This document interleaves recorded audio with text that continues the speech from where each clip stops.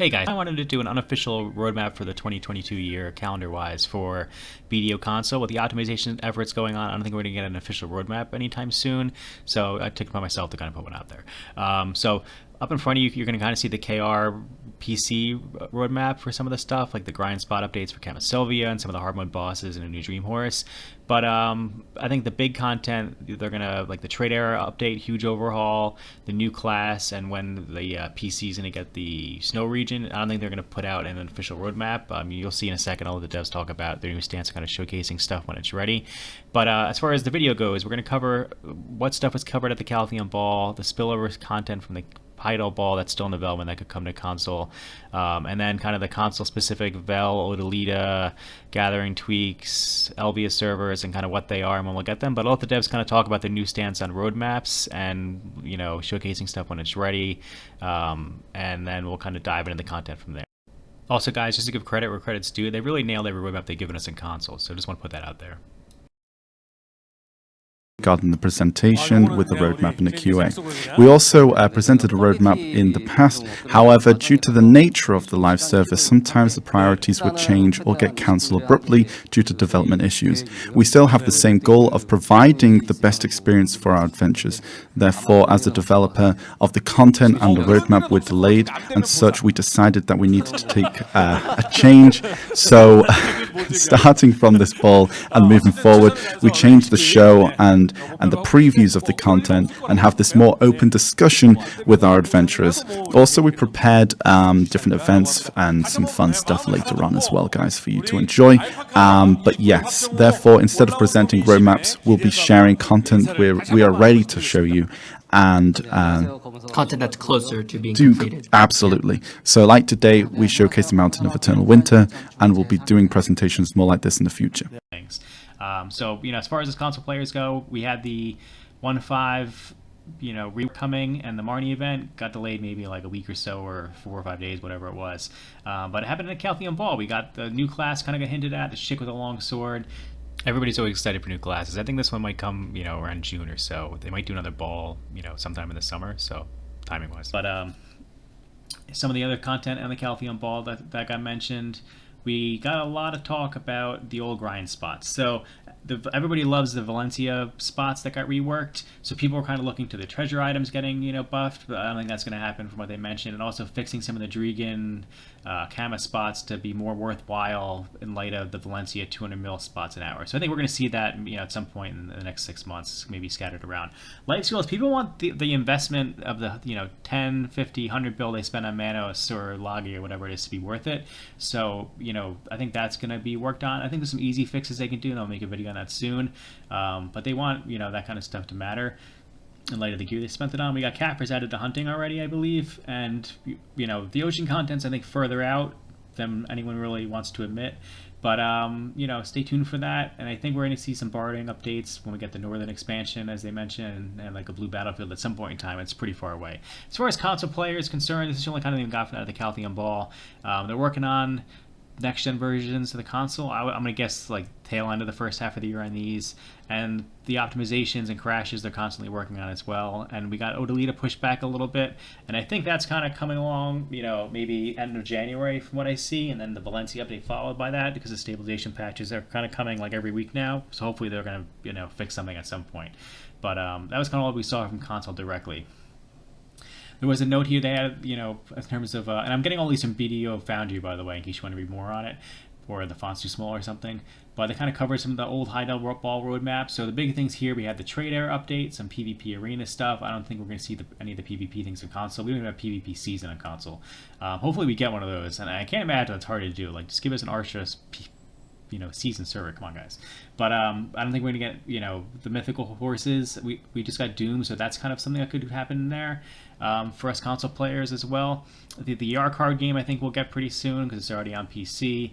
Stuff like the Terror, the Deep, I don't think we're going to get. Elvia servers I think could be like a year-end thing here, and I'll touch upon what they are. The trade rework, if the CEO is going to get on stage and say in 3 months you're getting a trade era update, you know, that's buffing trade since the beginning of the game. I think it's pretty soon around the corner, you know, so maybe the first half of the year on that one as well. The ER card game's on PC, so that could come at any time. So, you know, the trade error they talked about at the Hideout Ball for quite a bit of time, so I think we'll see that maybe the first half of the year. And they showcased the Calthea Manor picture like 2 years ago, so I imagine, you know, maybe some point next year we're going to get a second manor, kind of a more rural one. The Valencia RBF, I've seen a lot of videos on this, and I'm rather excited for it. You know, I think it's going to fix a lot of the ball group, you know, 30 plus people camping you issues to some extent, and you can fight on rooftops in Valencia, take advantage, you know, as Shai's doing with some, you know, some strategic spots in the city or hiding behind walls and casting spells and stuff like that. But it's kind of like a mix of a zone control and PvP, and they've already buffed, I think, the rewards for it, and then I think some people are complaining about the starting points being unbalanced, so they'll probably see some more tweaks, but maybe I would, in terms of us console players getting it, I'm going to say it's maybe you're looking at like February or early March maybe on this one, but it comes sooner if they fix the optimization stuff. Odalita, which was our spillover content from the last roadmap, and I gotta say, guys, like they nailed every roadmap they've ever given us, except for until we started getting crashes last August. So hats off to them. But Odalita is gonna give us you know, an egg node and a bunch of new monster nodes and a nice little town. It's a good spot for Imperial cooking if you need a new spot to cook. You know, and here's a list of kind of the nodes and a quick kind of scenic overview of the town. I'll throw that up on the screen for you guys. So you might want to, you know, undo some CP if you have it. We're getting there's 4 monster zones here, and they drop an array of stuff. You know, 2 of these are very, very hard. I don't see most, you know, maybe 1 to 5% of console players can handle the 300 AP plus stuff because they hit really hard. That's just my guess. But some of the lower end spots, I think Valencia is going to be more worth it silver per hour unless you're looking for some of the specific drops from those spots. I did find some videos that just kind of showcase the zones and the environments in case you guys are curious from them. So I pulled these together that I found online just to kind of showcase what the zones look like without, you know, somebody grinding through them, just so you can see the environments and monsters. Can I get an idea of what they look like? I forget which is which because I never really played down here on PC. But you know, some new grind zones are always nice, and they drop stuff. I think for like the Black Stars and you know, was it the Awakening Weapon and Dead God that you need to convert your Red Nose or, you know, other chest armor dim tree up to. So along with Odalita, we get some new Black Star. So probably the biggest thing coming out of Odalita is going to be your Awakening Black Star stuff you can make in terms of armor-wise. The big one for a lot of people, I think, are going to be moving out towards your Fallen Guard. You're going to, you know, take your pen chest armor and get more DP by bringing it up through that method. And also you get some accessories from these different spots too. So I think one's the accuracy one, if I recall correctly, or maybe both of them are. You know, some people like that are like 290, 300 AP plus, it might be switching to some accuracy, especially with, you know, that class is hit a lot harder now. You might not need as much AP to kill people with the reworks coming in. Those two on the Dandelion Awakening weapons. There's I think you can build the new costume down there, and there are some new hunting areas for like the 2 players in console who actually hunt. So you get some nice trophies for your house, and I don't think the lions actually drop that much lion meat if I recall correctly. I think you like get like something. There's also new hunting rifle if I recall too correctly, the master hunting rifle if I recall correctly. For like the 10 people on console who got a Garmus Heart, everyone else can now do a quest line to get theirs. I think it costs like 5 bill correctly, but you got to acquire some certain things in here, and so this is all the different stuff you need to kind of go about obtaining in order to get it. I think it's like 5 bill if it correctly of stuff. The LVS things, I believe I would maybe count on like the tail end of the first half of the year or maybe end of the year for these if we actually even get it. But these zones range from like 250 mil an hour up to like 400 to 500 for super geared people. And they lowered the requirements for some of the bandits and some of the other earlier zones here to make it more accessible for new players. And I think there's 1 or 2 party spots in here, if I recall, that are fun for some group content as well. And in terms of where all this spot falls, money per hour, I'll throw up, you know, a new like chart I pulled up this morning from Garmoth.com, which kind of lists silver per hour.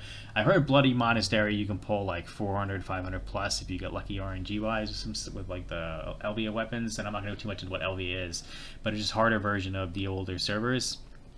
So you can see where kind of the new zones compare to like Ackman and some of the Sulphur Mine rework and Histria and, you know, other places, and Kadri and Tidium that you're kind of looking at. But that's basically it, guys. So I'll throw a roadmap up here in a second and kind of talk about what it is. but that covers kind of what's outstanding. There's a few other weird things like bartering life skill update stuff, like where you get that the ship kind of gets cut down from 3 days to 1, and some Seacoin stuff from the Belia docks, but I'll save that for another point in time. Alright guys, so when it gets down to the actual roadmaps in terms of when I think things are going to happen, we're going to start off with, we already got the reworks and the season start at the beginning of January. I think next up is going to be the Valencia RBF, maybe end of the month. And then maybe some point in the first quarter we'll just randomly get the Yard Card game when they build out the menus for console. I think Odalita is going to be late February or spill into March. Maybe, and then all along the way we're probably going to get a few optimization patches to reduce consoles. If it doesn't stop crashing, I think Odalita could keep getting pushed because they might get worried about adding more stuff to the map, but I think that rounds out Q1. And then as we jump into here to Q2, there's some things in here I think that'll be pretty good. So the Veld World boss that's been kind of pushed back from the original roadmap, I think we might get in Q2 as they finally build that out as a guild boss, or I doubt they can handle open world. The trade air update from the last Hideout Ball is going to spill into here. I think we'll finally see the next-gen consoles at the end of Q2. And then all along the way, I think we might get some grind buffs kind of scattered out early into Q2, and then maybe some gathering buffs in Q2, end of Q2, and into Q3. They might, buff some gathering stuff, and we might finally get an Archer season server. So it kind of covers Q2. My Q3 guess, I think we're going to see more of the Nightmare bosses, because frankly there's several of them, so they might get like one a month if I had to guess. We might finally get a T10 horse. I don't know if console can handle the speed of a T10 horse, but we'll see. You guys got to remember Altar of Blood got disabled, and there's been some other stuff that they've had, horde mode content that's been turned off for a while. We might see that come back in a really good form. I think this game, horde mode is perfect for this game. You spend hours all day killing monsters. You might as well have multiple horde modes, and the rewards have to be there though for people to show up. I think it's one lesson they learned from Ataraxion. So into Q4, I think we'll finally see the Elvia servers, another T10 horse if we get T10 horses at all. I don't know if we'll actually get the snow area by the end of the year. I'm guessing we will. So I think my goal is we're gonna have us caught up with PC by the end of the year. I think we're gonna see another RBF city style map type, maybe in Caltheon or maybe Grana or something. They might have a map. I think the idea is really cool just in general, and I think the devs are man, people love this, so obviously they're going to work on another one. I think we'll see a second class like we kind of saw with Sage and Corsair 2 in one thing, and we might get some sort of update. I know they're always working on PvP because people love in Korea the Siege scene. And that's basically it, guys. Take it easy. If you like it, drop a subscribe. I'll do an update if we get more clarity officially throughout the year, and take it easy, guys.